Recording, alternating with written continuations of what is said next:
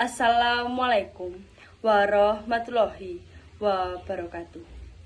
Om Swastiastu, Namo Buddhaya, Salam, salam kebajikan, Bagyo Yuwono, Rahayu, Rahayu, Rahayu.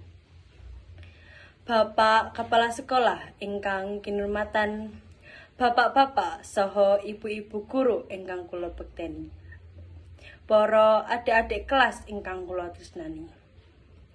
Puji syukur dhateng Gusti ingkang Maha Kuwasa, ingkang sampun pinaring kanugrahan rahmat saha hidayat dumateng kita sedaya kanthi rahmatipun.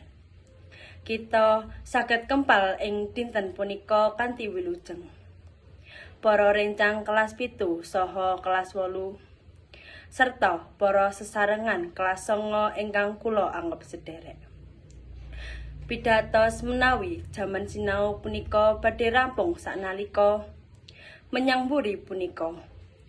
Kula nyuwun agunging pangapunten menawi wonten kalepatan utawi ucapan lan lampah kula ing boten pas saking pangalihan panjenengan sedaya.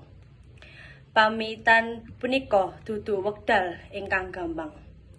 Awit kula boten namung kilaraken papan sinau, nanging ugi adik-adik kelas ingkang sampun dados kanca saha sederek. Nanging punika sampun dados pepestening Gusti lan kita boten saged ngalang-alangi punika.